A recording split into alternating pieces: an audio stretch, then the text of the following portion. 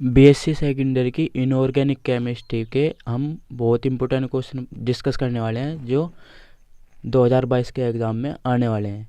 ठीक है, पहला क्वेश्चन क्या है, चिलेट यौगिक ज़्यादा स्थायी क्यों होते हैं, यानी कि जो चिलेट यौगिक हुए हैं ये ज़्यादा स्थायी क्यों हुए हैं। तो इसमें इसका कारण यह है कि चिलेट यौगिकों में केंद्रीय धातु परमाणु लिगेंड के साथ मिलकर चक्रीय यौगिक बनाए हुए हैं। हमें पता है कि जो चिलेट हुआ है कैसे यौगिक बना हुआ है, चक्रीय। इसकी संरचना के कारण चिलेट यौगिक ज़्यादा स्थायी हुए हैं। तो चक्रीय यौगिक बनाने के कारण ही चिलेट यौगिक ज़्यादा स्थायी हो गए। ये सीधी सीधी सी बात है, यानी कि चिलेट यौगिक ज़्यादा स्थायी इसलिए हो गए हैं क्योंकि ये चक्रीय यौगिक बनाते हैं। ठीक है, एक छोटा सा क्वेश्चन ये है जो 2019 में पूछा गया है भी। इसमें क्या है, संक्रमण तत्व अच्छे उत्प्रेरक होते हैं।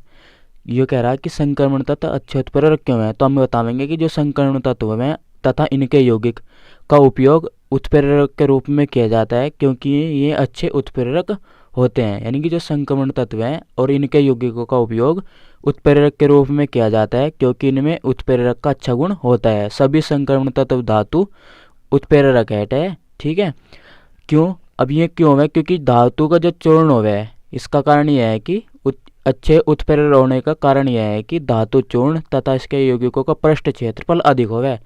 जो संक्रमण धातु है इसका अच्छे उत्प्रेरक होने का कारण यह है कि धातु चूर्ण तथा इसके यौगिकों का पृष्ठ क्षेत्रफल अधिक हो है।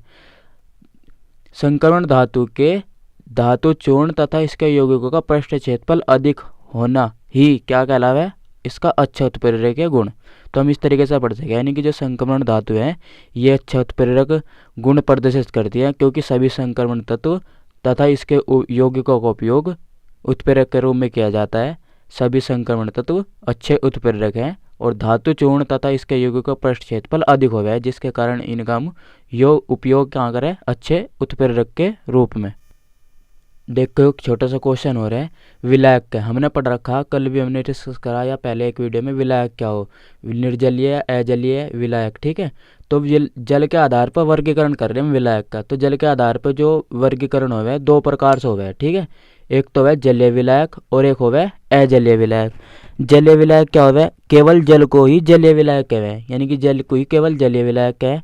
ठीक है, इसका स्वतंत्र आयन हो जाता है क्योंकि जब हम किसी चीज़ को घोलेंगे तो पानी में सभी क्या है, स्वतंत्र आयन के रूप में टूट जाएंगे। ठीक है, और जल में ही अच्छे विलायक के सभी गुण उपस्थित हो गए, यानी कि जलीय विलायक होगा जल के आधार पर वर्गीकरण, एक होगा अजलीय विलायक। जलीय विलायक में केवल जल ही आएगा। जब हम किसी चीज़ को हम जल में घोलेंगे तो वह उसमें अपने रूप आयन में टूट जाएगी। अजलीय विलायक क्या हो, जल को छोड़ के जितने भी विलायक हैं सब अजलीय विलायक हैं। ठीक है, जैसा आपका NH3 होगा। ठीक है, NH3 हो गया, सल्फर डाइऑक्साइड होगी, बेंजीन होगी और एल्कोहल होगी, ये सब क्या है, अजलीय विलायक है। ठीक है, क्योंकि इनमें भी हम कोई चीज़ घोलें तो ये घुल जाए।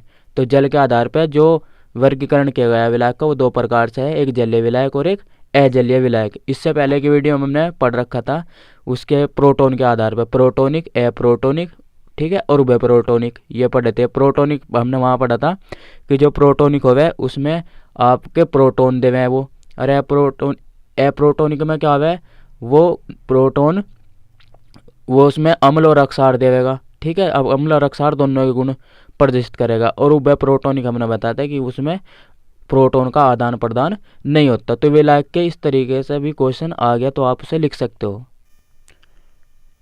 देखो ये क्वेश्चन 2018 में पूछा गया। क्वेश्चन क्या है, द्रव अमोनिया में सोडियम धातु का विलयन नीला तथा विद्युत का चालक होता है, समझाइए। यानी कि जो सोडियम है अगर से आप अमोनियम के विलयन में डाल दो तो वो नीला और उसका क्या है, धातु का चालक हो जाए। ठीक है, तो इसमें क्या है, सोडियम द्रव अमोनिया NH3 में घुल जावे। अगर हम NH3 में सोडियम को डाल लें तो वो घुल जाए और घुलने पे नीला रंग देवेगी। और नीला रंग का कारण क्या है, इलेक्ट्रॉन को मुक्त कर देगी। क्या कर देगी, इलेक्ट्रॉन को मुक्त कर देगी। इलेक्ट्रॉन के मुक्त होने के कारण ही इस पे क्या है, इसका इलेक्ट्रॉन मुक्त होने के कारण ही इसका विलयन का रंग नीला तथा यह विद्युत का चालक हो जाता है। जैसे हम सोडियम को NH3 में घोल रहे तो Na पॉजिटिव बन जाएगा, एक इलेक्ट्रॉन त्याग करने अलग कर दिया। ये देखो 1+1 E इलेक्ट्रॉन, ये हो गया।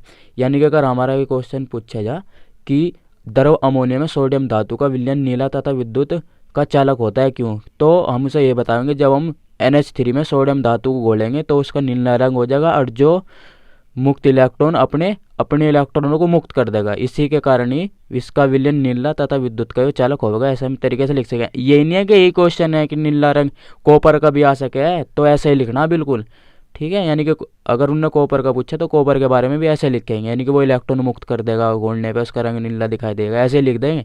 ऐसे भी टाइप का अगर क्वेश्चन आवे इसी टाइप से लिख देंगे, ठीक है।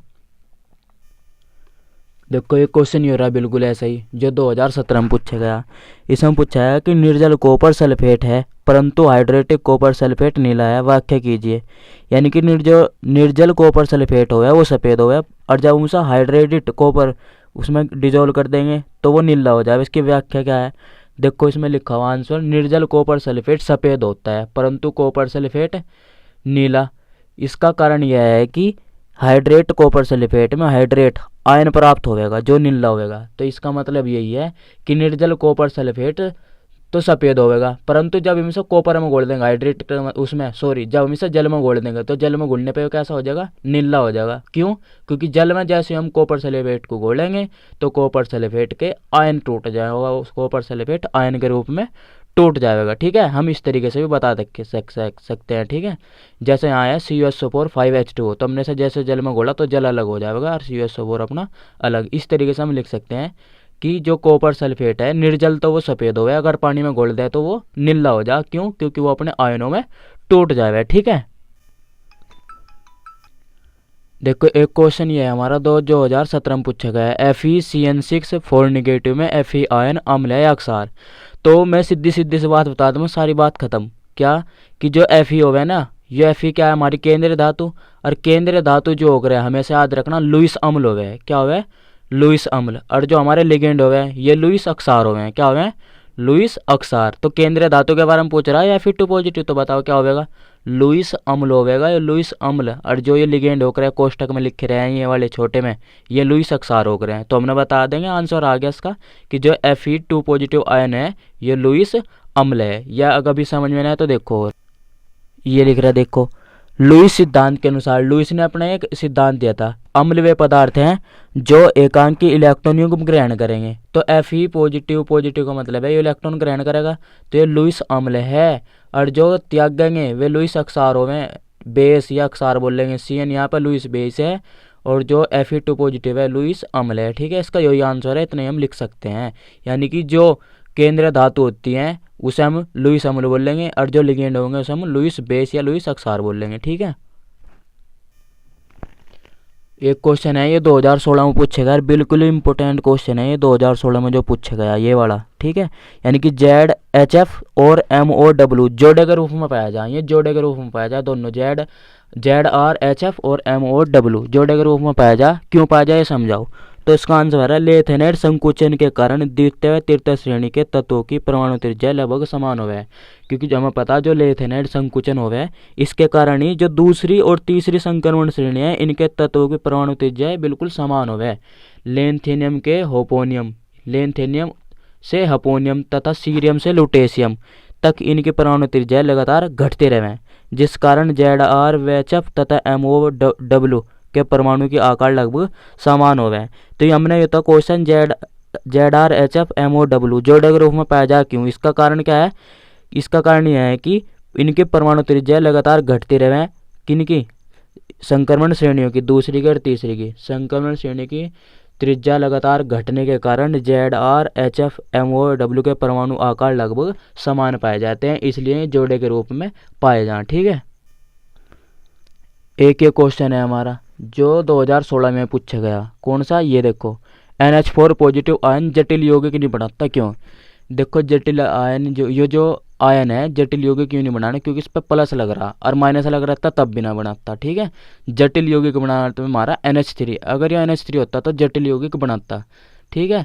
जटिल यौगिक बनाने के लिए इन पे आयन नहीं होना चाहिए प्लस और माइनस का ज़्यादा, क्लोरीन के अलावा, ठीक है। यो इसलिए क्या है आपका जटिल यौगिक नहीं बनाने का, क्योंकि इसके पास जो है बंध बनाने के लिए इलेक्ट्रॉन उपलब्ध नहीं होते। देखो 2015 में एक क्वेश्चन पूछा गया था कि प्रकाशिक समावयवता क्या है। 2022 में भी ये पूछा जाएगा कि प्रकाशिक समावयवता क्या है। तो कुछ ऐसे यौगिक हैं जिन्हें हम पानी में घोल कर रखे हैं, और घोलने पे जो है उसमें जैसे ही उसमें उसे ध्रुवित करेंगे यानी कि करंट देंगे तो वो घूम जा, इस साइड से ऐसा घूम जाएगा, यानी कि दाईं से बाईं ओर घूम जाएगा, जैसे हम शीशे में दिखे हैं ऐसा हो जाएगा। प्रकाशिक समावता वो कहलाएगी। तो देखो इसमें लिखा हुआ, वे संकुल यौगिक जो समतल ध्रुवित प्रकाश के तल को घूर्णन अक्ष के बाईं ओर तथा अथवा दाईं ओर घुमा देते हैं, यानी कि ऐसा कोई यौगिक होगा जिस पर हम प्रकाश डाल लेंगे, प्रकाश डालते हुए वो बाईं से दाईं ओर घूम जाएगा, तो ऐसी समावता को हम प्रकाशी समावता कहलाएंगे। क्या कह देंगे? प्रकाशी समावती कह लेंगे उन्हें हम, ठीक है। और इनका क्या रूप है? इन्हें हम ऐसे लिख सकें, प्लस से माइनस हो जा, प्लस से माइनस, यानी कि प्रतिबिंबी रूप है एक दूसरे का। कैसा रूप है? प्रतिबिंबी, यानी कि एक डी है तो दूसरा एल हो जाएगा, एक डी है तो दूसरा एल, जैसे ही, यानी कि अगर यो डी था और इस पर हमने प्रकाश डाला तो एकदम एल रूप हो जाएगा इसका, ये सब हो जाएगा, ठीक है। यानी कि जैसे यो एक लिखा हुआ तो ये फिर ऐसे चमकेगा, हमें एक शीशे में उल्टा चमक रहा है, तो ये प्रकाश समय है, यानी कुछ ऐसे यौगिक जिन्हें हम समतल ध्रुवित कर देंगे। क्या कर देंगे? प्रकाश के द्वारा समतल ध्रुवित कर देंगे। ध्रुवित होने पे बाईं से दाईं ओर घूम जाएंगे, यानी कि डी से एल रूप बन जाएगा। इन्हें हम क्या कहेंगे? प्रकाशी समावती कहते हैं, ठीक है। देखो 2014 में एक क्वेश्चन पूछा गया था यो कि मरकरी एक द्रव्य धातु है क्यों? जो मरकरी हो है कि द्रव के रूप में धातु पाया जा, क्यों? देखो हमें पता है मरकरी जो है ना डी ब्लॉक का तत्व है। किसका? डी ब्लॉक का तत्व है। और डी ब्लॉक में कौन से वर्ग का? 12वें वर्ग का। कौन से का? 12वें वर्ग का। जो 12वें वर्ग के तत्व है मैंने आपको पहले बता रखा, उनके कक्षक पूर्ण रूप से भरे हुए हैं। कैसे? पूर्ण रूप से। तो पूर्ण रूप से भरे होने के कारण वे बिल्कुल ठोस नहीं होते, वे थोड़े से द्रव के रूप में हो गए। क्या के रूप में? द्रव के रूप में, जिसके कारण मरकरी का गलनांक क्या हो गया? कम। इसी कारण ही जो है यो साधारण ताप पर द्रव्य हो गया। क्या हो गया? द्रव्य।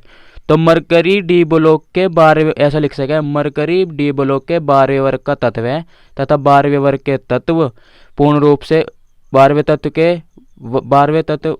वर्ग के तत्वों के कक्षक पूर्ण रूप से भरे होते हैं, जिसके कारण इनका गलनांक कम होता है तथा मरकरी साधारण ताप पर या 12वें वर्ग के तत्व जैसे जिंक भी होगा, 12वें वर्ग के तत्व द्रव्य होते हैं। ये हम लिख सकते हैं। अब एक क्वेश्चन ये पूछा 2014 में, बहुत अच्छा क्वेश्चन है, इसका आप आंसर लिखोगे 2022 के पेपर में आने वाला क्वेश्चन है बिल्कुल, ठीक है। ZR, HF, NB, TA और MOW की परमाणु त्रिज्या लगभग समान है। क्यों भाई? क्यों होती? लेंथेनाइड संकुचन, अभी हमने पीछे पढ़ा था कि जिनकी परमाणु त्रिज्या समान होगी उसका कारण होगा लेंथेनाइड संकुचन, ठीक है। और इनके आकार भी समान होंगे। क्या होंगे? आकार भी समान हो जाए, तो लेंथेनाइड संकुचन के कारण ही इन सब की परमाणु त्रिज्या लगभग एक समान हो जा। अभी क्वेश्चन पीछे हमने क्या पढ़ा था कि वे जोड़े के रूप में क्यों पाए जा, उसका भी कारण ये था लेंथेनाइड संकुचन के कारण ही, ठीक है।